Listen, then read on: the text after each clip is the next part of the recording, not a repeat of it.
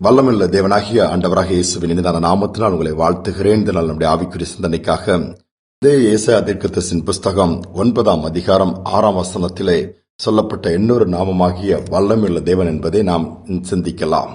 வல்லமையுள்ள தேவன், நம்முடைய தேவன் வல்லமை உள்ளவர், சகலத்தையும் செய்ய வல்லமை உள்ளவர் என்று யோபு சொல்லுகிறார். அவர் சகலத்தையும் சிருஷ்டித்தவர். அதோடு மட்டுமல்ல, எலியாவின் தேவன் நம் தேவன், வல்லமையின் தேவன் நம் தேவன் நம்ம பாடல்களை கூட பாடுகிறோம். இயேசு பூமியில் இருந்த நாட்கள்ல எல்லாரும் சொல்லுவாங்க, சிலுவையில அரைஞ்சிட்டாங்களப்பா, அவர் வல்லமையுள்ள தேவனா எப்படி முடியும்லாம் அநேகர் கேட்பார்கள். வேதத்தில் எல்லாமே தெளிவாக எழுதப்பட்டிருக்கிறது. யோவான் எழுதின சுவிசேஷம் 18ஆம் அதிகாரத்திலே 6ஆம் வசனத்தை பார்க்கும் பொழுது, இயேசுவை பிடிக்கும்படி கெத்செமனே தோட்டத்துக்கு போர்ச்சேவர்கள் எல்லாம் போய்விட்டார்கள், யூதாசும் கூட போகிறார். அவர்கள் யாரை தேடுகிறோம்? சரி, நாங்கள் இயேசுவை தேடுகிறோம். நான் தான் சொன்ன அத்தனை பேரை கீழே விழுகிறார்கள். அவர்களால் நிற்க முடியாத அளவு அங்கு வல்லமை வெளிப்பட்டது. ஆனாலும் எல்லா வல்லமையும் தனக்கு கொடுக்கப்பட்டும் இயேசு பிதாவின் சித்தத்தை நிறைவேற்றுவதற்காக தன்னை ஒப்புக் கொடுக்கிறார், அடிக்கப்படுவதற்கு, சிலுவையிலே கொல்லப்படுவதற்கு. ஏனென்றால் அவருடைய மாம்சம் சிலுவையில் அறையப்பட வேண்டும், ரத்தம் சிந்தப்பட வேண்டும், இல்லாவிட்டால் மீட்பு ஏற்படாது. இது பிதாவின் பிரதான திட்டம். அதனால் தன்னை அந்த இடத்துல அர்ப்பணிக்கிறார், முழுவதுமா விட்டுக் கொடுக்கிறார். அதனால்தான் கைது பண்ண முடிந்தது, இழுத்து செல்ல முடிந்தது, அவமானப்படுத்த முடிந்தது, சிலுவையில் அறைய முடிந்தது. ஆனாலும் அவர் மரிக்கிறார். மரணம் அவர்களை கட்டுப்படுத்த முடியவில்லை. 3ஆம் நாள் உயிரோடு எழும்பி விடுகிறார். மீண்டுமாய் எல்லாருக்கும் காட்சி கொடுக்கிறார், தரிசனம் ஆகிறார், இன்றும் ஜீவனோடு கூட இருக்கிறார். யோசித்து பாருங்கள், அவர் இரட்சகராக சிலுவையிலே தன்னை கொடுக்கும்படியாக, நம்மை மீட்கும்படியாக வந்தார். அதை அநேகர் நாம் யோசிப்பது இல்லை. யோசித்து பாருங்கள், எவ்வளவு பெரிய தியாகம், எவ்வளவு பெரிய அன்பு. அவருடைய வல்லமை முழுவதும் அந்த இடத்துல கட்டுப்படுத்தி நமக்காக உயிர்த்திருந்த பின்பு சீஷர்களை கூப்பிட்டு, நான் உங்களுக்கு வல்லமை கொடுக்கிறேன், அதிகாரம் கொடுக்கிறேன், புறப்பட்டு உலகமெங்கு போங்கள். அதனால்தான் அவர்கள் உலகத்தை கலக்கினார்கள், அசைத்தார்கள். வானத்திலும் பூமியிலும் சகல அதிகாரம் எனக்கு கொடுக்கப்பட்டிருக்கிறது சொன்னார். அந்த வல்லமை இன்றும் இருக்கிறது. ஒரு வாலிபனுக்கு ஒரு சின்ன ஆசை, யாருக்கு அதிக வல்லமை, யாரு எப்படிப்பட்ட அவங்கள பின்பற்றணும்னு முடிவெடுத்து போய் பலசாலிகளை போய் பின்பற்றான். ஆனா அவங்க ஏதாவது ஒரு காரியத்தை பார்த்து பயப்படுறாங்க, இருளை பார்த்து பயப்படுறாங்க, பேயை பார்த்து பயப்படுறாங்க, நோய் வந்தா பயப்படுறாங்கன்னு விட்டுட்டு அடுத்தல பார்த்தா ஒரு மந்திரவாதியுடைய செயல்கள் அவனை பிரமிக்க வச்சுது, அவனை பின்பற்றான். அவன் அந்த ஆவிகள்லாம் அனுப்பும் போது பார்த்தாலும் அவனும் குறிப்பிட்ட ஒரு ஆவிக்கு பயப்படுறான். குறிப்பிட்ட ஆவிக்கு பயந்த உடனே இவன் பார்த்தா மந்திரவாதிக்கு விட வல்லமையுள்ளது அந்த ஆவிதானு சொல்லி அந்த ஆவியோடு போய் பழகி ஐக்கியமாயிட்டான்.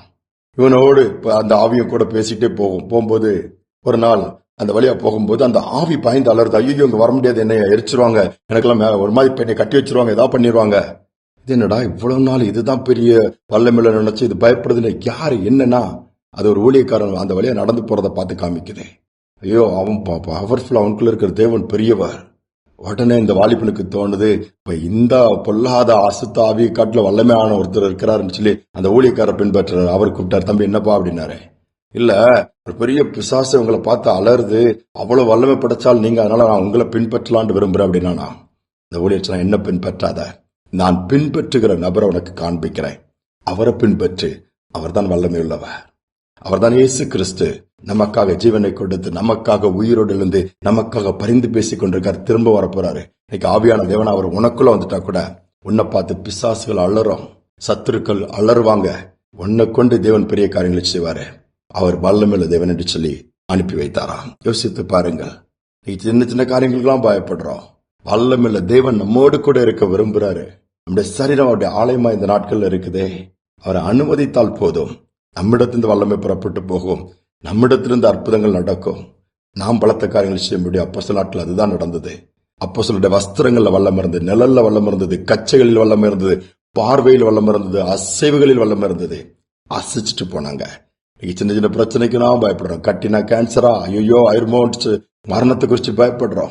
நம்பிக்கையற்று போய் வாழ்கிறோம். இன்னைக்கு வல்லமையுள்ள தேவன் எங்களுக்குள்ள இருக்கிறாரு, எங்களோடு இருக்கிறாரு, அவர் நடத்துவார் சொல்லி தைரியமா சொல்லி முன்னேறிப்பாங்க. சகலத்தையும் ஜெயிக்க முடியும், மேற்கொள்ள முடியும், சந்தோஷமாக வாழ முடியும். ஜெபிப்பும் அன்பின் தகப்பன் இந்த காலை நேரத்துக்கு நன்றி எடுத்துக்கிறோம். புதிய நாளை கொடுத்த கிருபைக்காக நன்றி அப்பா. இது வல்லமையுள்ள தேவனப்பா, இந்த வல்லமை பெரிதப்பா. காற்றும் கடலும் உங்களுக்கு கட்டுப்படும். இயற்கைகளை கட்டுப்பாட்டுக்குள் வைத்திருக்க அண்ட சராசரங்களை நீங்க ஆளுகை செய்யுங்கப்பா. இந்த நாளிலும் பலவீனமா இருக்கிற, சோர்ந்து போய் என்ன செய்வதுன்னு தெரியாத பிள்ளைகளுக்கு நீங்க உம்முடைய பலத்தெல்லாம் இடைக்கட்டி உடைய வல்லமையை காண்பீங்க, குடும்பங்களில் காண்பீங்க, தேசங்களில் காண்பீங்கப்பா.